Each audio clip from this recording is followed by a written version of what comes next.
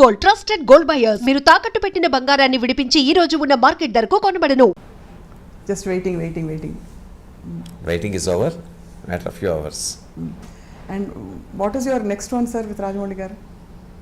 అంటే నేను ఇండివిజువల్గా స్టోరీస్ రాస్తున్నాను నేనండి, several projects I mean to. But next one with Mahesh Babu will be bigger అని అనౌన్స్ చేశారు రాజమౌళి గారు. చేశాడండి, నా దృష్టిలో రాస్తానండి. అంతేనా సార్? వారి దగ్గర ఇది గ్యారంటీ లేదండి, ఎస్ అనే వరకు. అవునా సార్? మీరు డిసప్పాయింట్ అవ్వరా సార్ ఎప్పుడు? అంటే అబౌవ్ ఎవ్రీథింగ్ మీరు యువర్ డాడ్ అండ్ సన్, నాన్న కొడుకులు. ఒకటండి, యాజ్ ముందు తండ్రిగా వాడు మంచి కథ రావాలి. వేరే చోట నుంచి నాకన్నా మంచి కథ వస్తుంది అనుకోండి, ఐ షుడ్ వెల్కమ్ ఇట్. రైటర్గానే రాయలేకపోయానని బాధ కన్నా కూడా నా కొడుకు మంచి కథ దొరికిందని ఆనందించాలి నేను. ఎప్పుడు వచ్చే డౌటే సార్, మిమ్మల్ని అడిగారు కూడా చాలామంది, విజేంద్ర ప్రసాద్ గారే ఎక్కువ సినిమాలు ఎందుకు తీయరండి డైరెక్ట్ చేయడం, మీరే కథకులు అయినప్పుడు మరి మీరు అనుకున్న కథని పేపర్ మీద పెట్టి డైరెక్ట్ చేస్తే ఇంకా పెద్ద పెద్ద ప్రాజెక్ట్. అది కాదండి, ఏ సినిమా రచయిత అయినా సరే అతనిలో డైరెక్టర్ లేకుండా సినిమా కథ రాయలేడండి. Because he has to sit with his eyes. అంతే కదండి. అవును సార్. నా కంటి ముందు ఏ దృశ్యం కనిపిస్తుందో దాన్ని కాగితం మీద పెట్టాలి.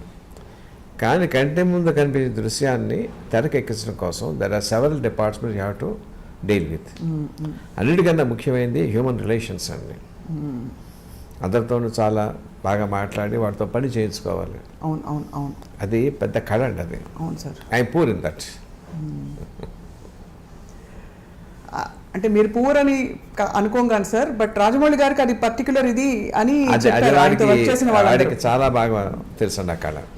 How to get things done and extract the potential. తనకు కావాల్సింది ఎక్కడ కాంప్రమైజ్ కాకుండా ఈ నోస్ ఇట్. బట్ మిమ్మల్ని మీరు నాన్నగారు కథ రాస్తున్నారు, కథ ఇచ్చేసాక మళ్ళీ ఇది కరెక్ట్ కాదు, ఇది లాజిక్ అందట్లేదు, నాకు ఇలా వద్దు, లేకపోతే నాకు ఇలా కావాలి అని ఆ స్వేచ్ఛ లిబర్టీ ఉంటుంది కదా సార్ ఇద్దరి మధ్య మీకు?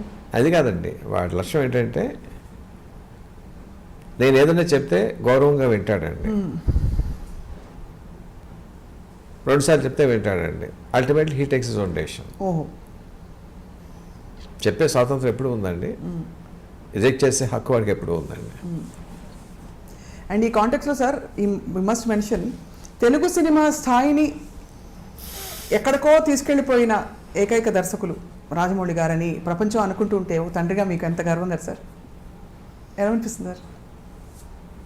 తండ్రికి ఎంత గౌరవపడతానో తెలుగువాడిగా కూడా అంత గౌరవపడతానండి. నా ఫీల్డ్కి, నా తెలుగు భాషకి గౌరవం వస్తుంది. Have you express to him sir ఎప్పుడైనా? అంటే ఎప్పుడైనా చెప్పారా మీరు? అంటే చెప్పే సందర్భం వస్తుందా, అసలు అవసరం వస్తుందా? మీ అబ్బాయే కదా అని చెప్పరు.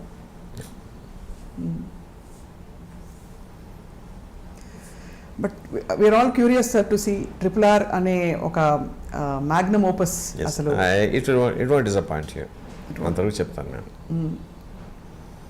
It won't disappoint sir. And also where does Ajay Devgan గారు కమింగ్ సార్? ఇది అడిగేయచ్చా? క్యామియో రోల్ అండి, it's a cameo role, very important but cameo role. He is the one who inspires Ram Charan. We are waiting to see more Bajrangi Bhaijans. We are waiting to see more RRR, Bahubali. ఇంకా చెప్పక్కర్లేదు sir వర్షాల. మీరు మీ కథలు అలా తెర మీదకి వచ్చి it should also guide the coming generations అని మేము చాలా ఎదురు చూస్తున్నాం సార్ మీ కథల కోసం. ఇందులో ఒక పాయింట్ చెప్పడం మర్చిపోయానండి.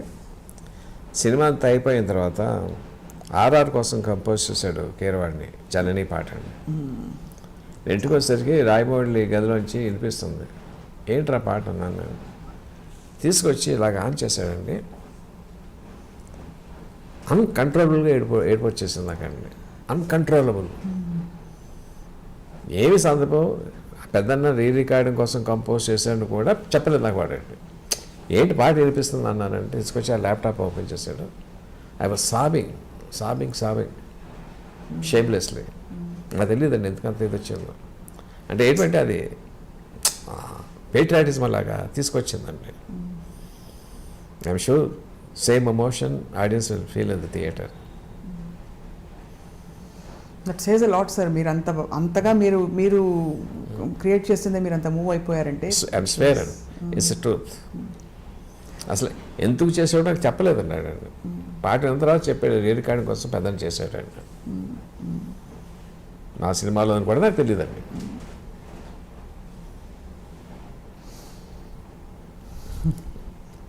మీరు ఆలియా భట్ గారి గురించి కంటతడి పెట్టారు sir, and obviously it is a very emotional movie, అది క్లియర్ అయిపోయింది for audience and much needed emotion now మళ్ళీ ఇప్పుడు కూడా వస్తుంది సొసైటీ. ఇప్పుడు కూడా వస్తుంది సార్. దొంగముంట. ఎంత ఎంత ముద్దొచ్చేసే మీరు ఆ మాట అంటారు సార్.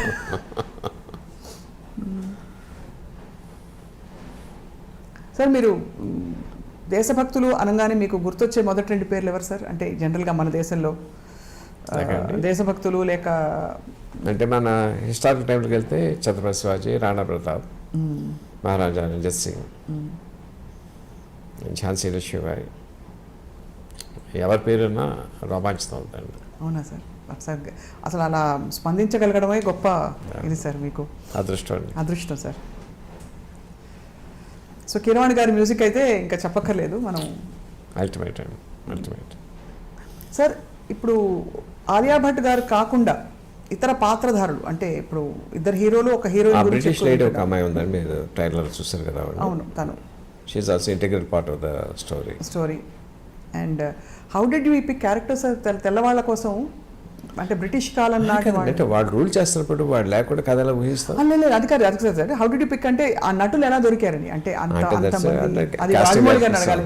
కాస్టింగ్ నెక్స్ట్ వాళ్ళు తీసుకొస్తారండి.